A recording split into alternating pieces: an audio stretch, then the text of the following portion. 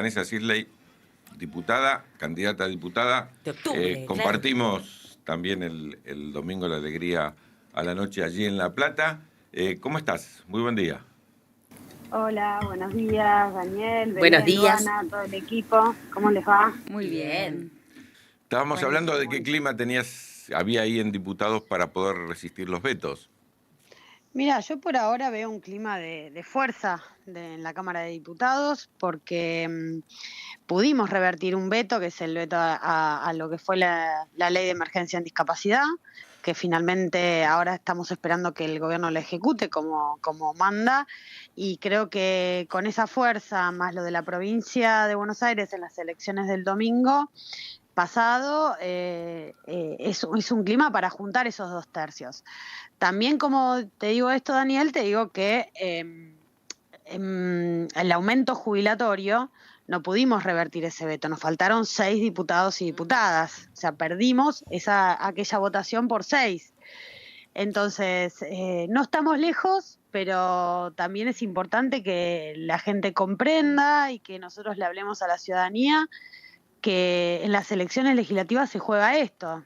Se juega jubilaciones, se juega salud, se juega universidades, se juega la vida cotidiana de los sectores que necesitan la protección del Estado, digamos, ¿no? Sectores vulnerables, los niños, niñas y adolescentes, y me parece que eso es importante que el pueblo lo sepa, porque un voto más es un diputado más, y de esta manera es mejorarle y ponerle un freno a Milei. Me parece que son cosas fundamentales, ¿no?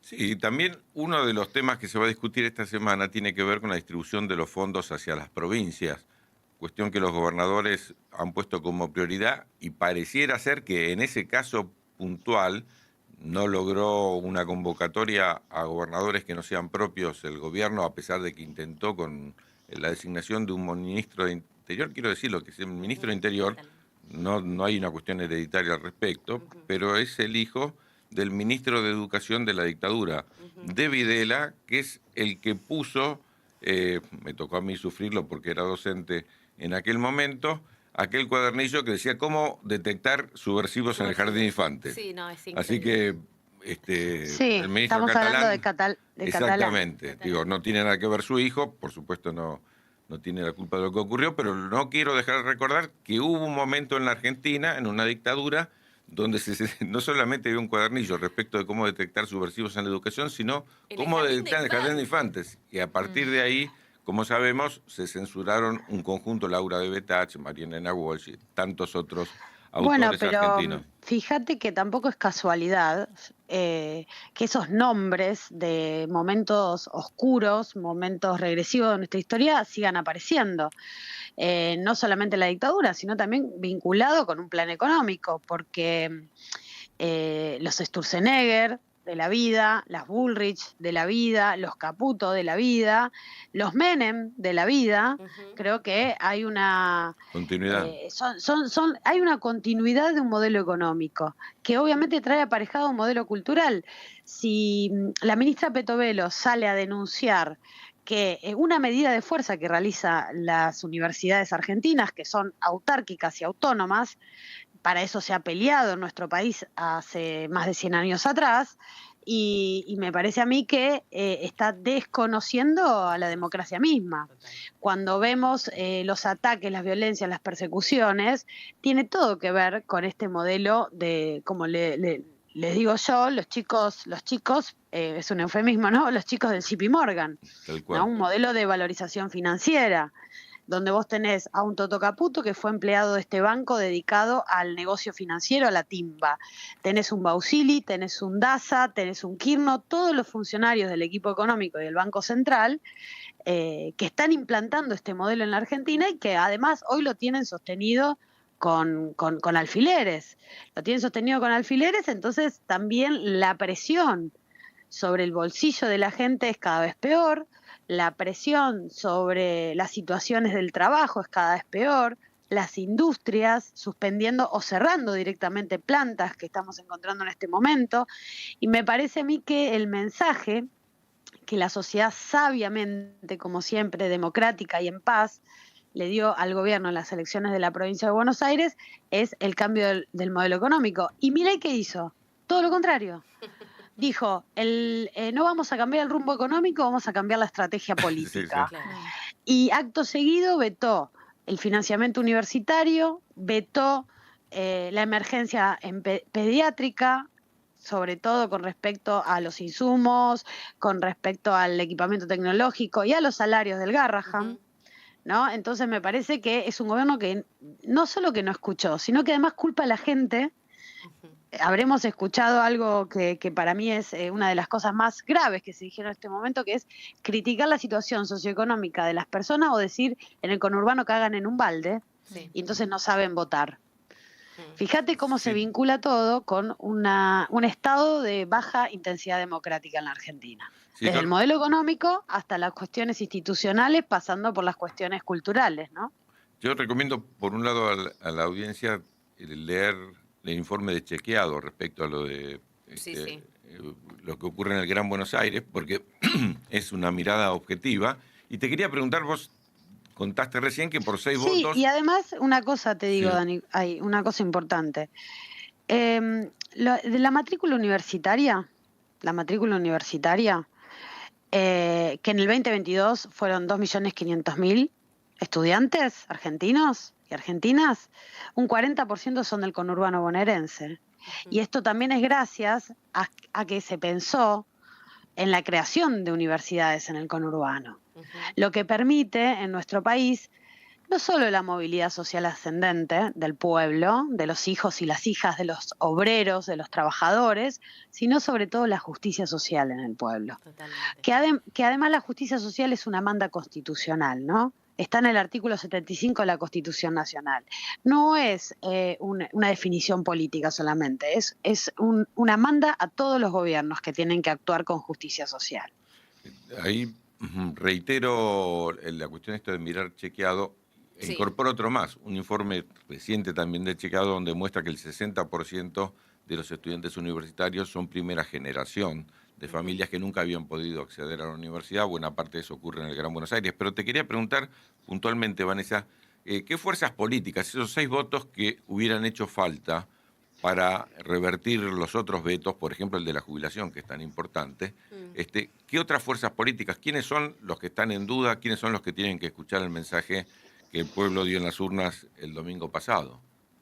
Mira, hay una fuerza política que mantuvo la coherencia y la unidad, e incluso la unidad de sus miembros en un bloque, que es nuestra Unión por la Patria, hoy Fuerza Patria, o como dice Máximo, el denominador común, Patria, ¿no? Nuestro bloque mantuvo una coherencia y una unanimidad a lo largo de todo el gobierno de Milei.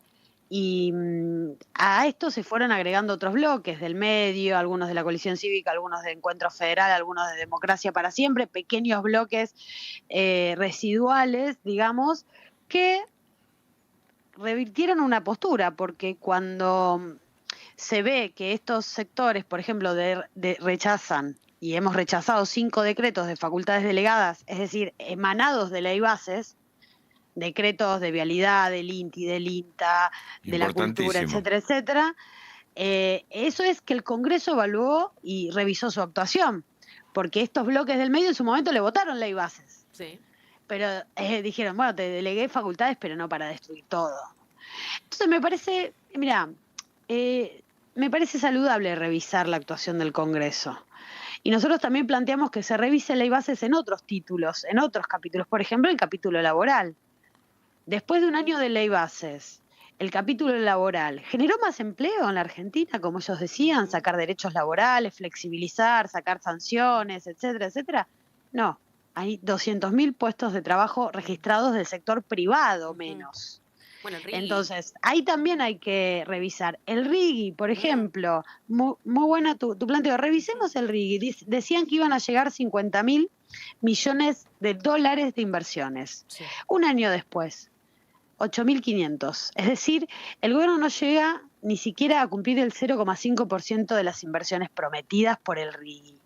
Entonces, ese incentivo a las grandes inversiones que se dedica a expoliar los recursos de nuestro país y a no dejar ningún puesto de trabajo, ninguna ganancia, ninguna mejora en la ecología de nuestras poblaciones. La pregunta es, ¿está bien el RIGI o también el Congreso puede revisar eso y derogarlo?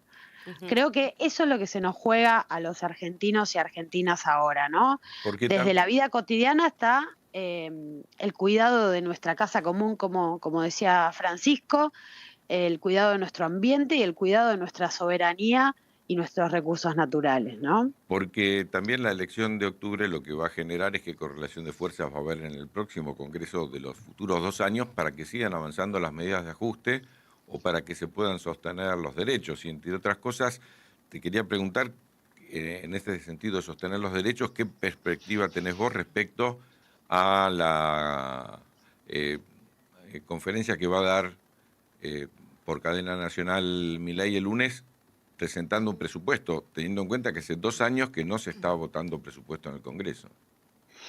Sí, hace 2 años que tenemos una comisión de Caso presupuesto inédito.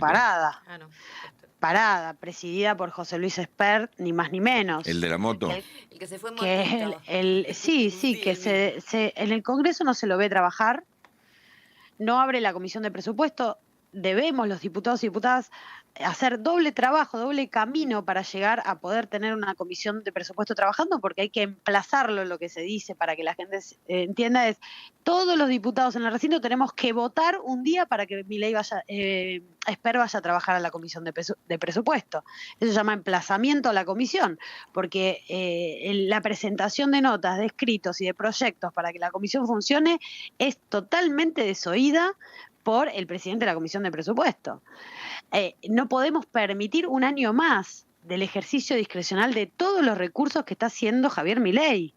No podemos permitir que los ingresos y los gastos sigan siendo un capricho de Milei. Tiene que haber una norma, como manda la Constitución, la famosa ley de leyes, que es la ley de presupuesto, que ordene la inversión, el gasto, que ordene de dónde van a provenir los recursos.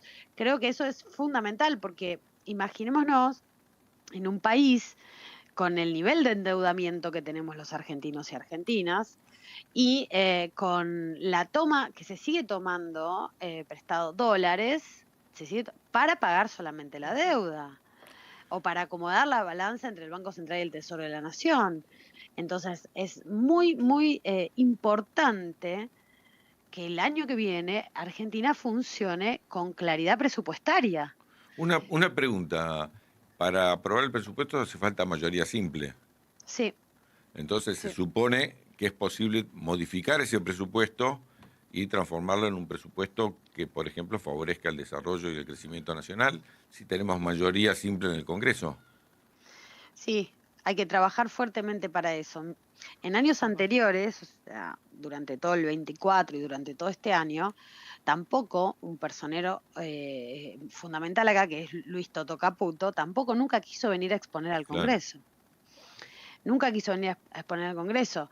Cuando intentamos tratar el presupuesto, es fundamental que el ministro de Economía venga a exponer y explique el rumbo que quiere tomar, pero no.